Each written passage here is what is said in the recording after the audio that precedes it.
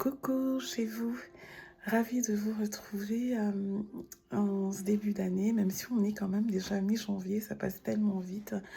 Je n'ai pas pu vous faire une vidéo au tout début de l'année parce qu'en fait, je suis souffrante. Enfin, je suis souffrante, je vais nettement mieux, mais j'ai eu la Covid qui m'a énormément affaiblie. Voilà, là je vais mieux. Je n'ai pas encore récupéré, on va dire, toutes mes capacités respiratoires au niveau du souffle, de la voix.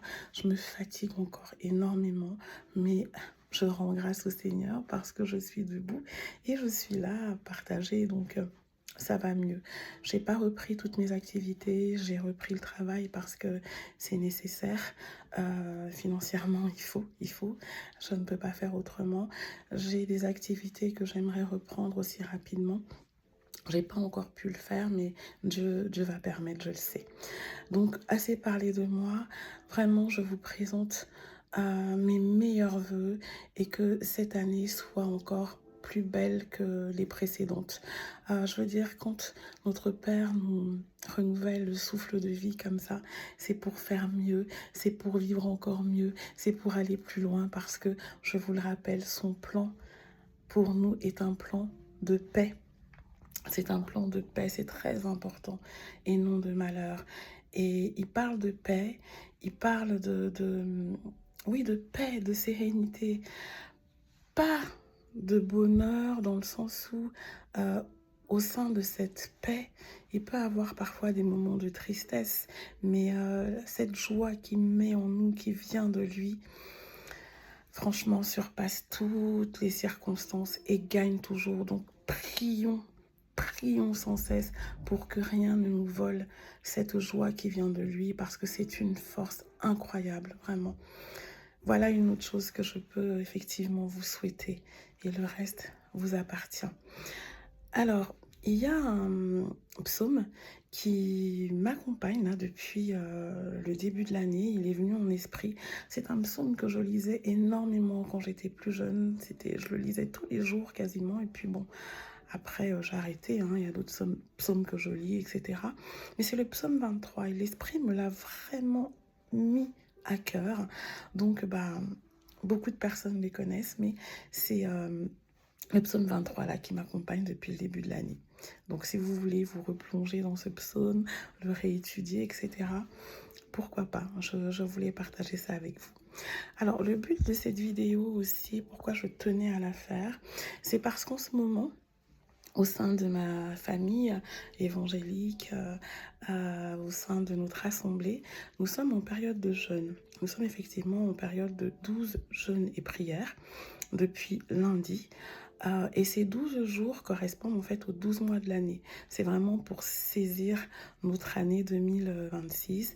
C'est des veilles de prière que nous faisons de 22h30 à 23h30. Je mettrai le lien dans la vidéo, plus donc les jeûnes. Pourquoi est-ce que j'en parle? Eh bien, c'est parce qu'en fait, au sein de mon groupe Sœurs de cœur et bâtisseurs de cœur que j'ai sur Facebook depuis plus d'une dizaine d'années maintenant, j'ai des personnes qui m'ont écrit inbox en me disant que mais tu es malade, tu es affaibli, etc. Comment peux-tu faire ce type de jeûne tout le temps? Pourquoi te fatiguer encore plus, etc., etc. Et en fait, j'ai pris le temps de répondre à pas mal de personnes et qui sont donc allées voir et qui regardent les choses autrement. Et ça pourra peut-être vous parler aussi. Le jeûne n'a rien à voir avec la grève de la faim, en fait. Le jeûne n'est pas fait pour nous mettre en danger. Donc, on peut l'adapter. On doit d'ailleurs l'adapter à notre manière d'être, à la manière dont on se sent au moment où on le fait, etc. Et quand je dis que le jeûne n'est pas une grève de la faim, c'est que les gens ont tendance à associer le jeûne aux restrictions alimentaires. Mais Seigneur, ce n'est pas que ça. Ça peut être effectivement des jeûnes secs. Il y a plusieurs types de jeûnes, hein. Vous pourrez aller voir dans la Bible, hein, le jeûne de Moïse, le jeûne d'Esther, le jeûne de Daniel, etc. Il y a plusieurs types de jeûnes. Mais maintenant, vous pouvez adapter le jeûne. Alors ça peut être par exemple si vous avez vraiment des problèmes de santé, etc., qu'il faut faire attention, et en accord avec votre médecin, faut pas faire n'importe quoi, mais manger que des fruits, des légumes, boire beaucoup d'eau, etc.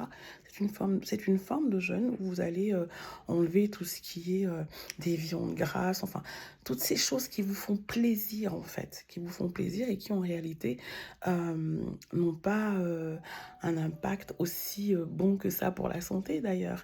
Et ne manger que des légumes et des fruits et boire de l'eau, éliminer tout ce qui est sucreries, etc. si vous en prenez. C'est une forme de jeûne. Mais je vais même partir de tout ce qui est alimentaire.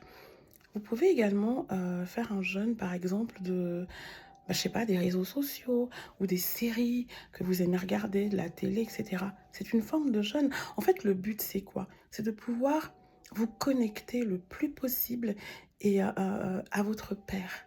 À votre Père et donc être dépouillé d'un tas de tout simplement pour être encore plus proche de lui.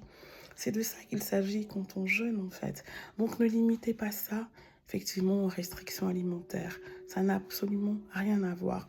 C'est pour ça qu'on peut, oui, être même, avoir même une maladie chronique ou être affaibli entre guillemets et jeûner, avoir des jours de jeûne.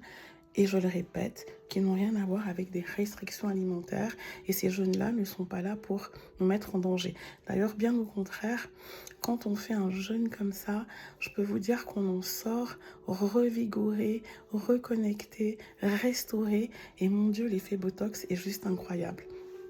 Et pour répondre à ces personnes, moi particulièrement là, vu que je suis effectivement affaiblie, bah, j'ai fait une cure de magnésium avant et là en ce moment je suis en train de faire une cure de vitamines. Je vais vous montrer ce que je prends, adapté à mon âge.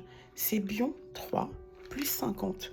Vu que j'ai la cinquantaine bien entamée, je suis en train d'approcher d'ailleurs les 60 ans, mais je prends ça, un comprimé tous les jours pour ne pas plus me fatiguer que ça. Et je fais attention. Voilà, c'est ce que je voulais partager avec vous. C'est une vidéo qui est un petit peu plus longue que ce que je suis habituée à faire depuis que j'ai repris les vidéos parce que j'avais lancé une chaîne YouTube il y a 3 ans et puis il y a eu le décès de mon mari, etc. Tout s'est un petit peu arrêté. Mais j'ai décidé de reprendre des vidéos petit à petit. Donc c'est vraiment ça que je voulais partager. Le jeûne n'a rien à voir avec la grève de la faim, loin de là. Allez regarder dans la Bible. Je vais également vous mettre des références aussi de passages sur le jeûne. Et comme ça vous apportera si vous en avez besoin. Et je tenais également à vous dire qu'en dehors de ce genre de programme, parce qu'il y a de plus en plus d'assemblées qui le proposent, c'est super, c'est vraiment une impulsion, puis le faire ensemble, franchement, il n'y a rien de mieux. Mais vous pouvez aussi après jeûner selon ce que l'esprit vous dit. Voilà, tout simplement, pas forcément suivre un calendrier en tant que tel. Vous pouvez après jeûner selon ce que votre esprit vous dit. Voilà, moi par exemple, j'ai un jour de la semaine où je jeûne et c'est l'esprit qui m'avait demandé de le faire ainsi. Et où je jeûne et ce jour-là, je jeûne, mais comment vous dire, que ce soit alimentaire, mais en plus de tout ce qui est effectivement connexion à des réseaux, etc. etc. Mais j'avais un petit peu arrêté. Et là, je vais recommencer et c'est un jour précis de la semaine. Donc voilà ce que je voulais partager avec vous. Je vous dis à très très bientôt en espérant reprendre les petites capsules que je faisais là de quelques minutes avec des partages. Et je vous souhaite vraiment encore une fois le meilleur. Demeurez bénis et épanouis en Christ et protection divine dans vos foyers, dans vos maisons. À très bientôt. Bisous chez vous.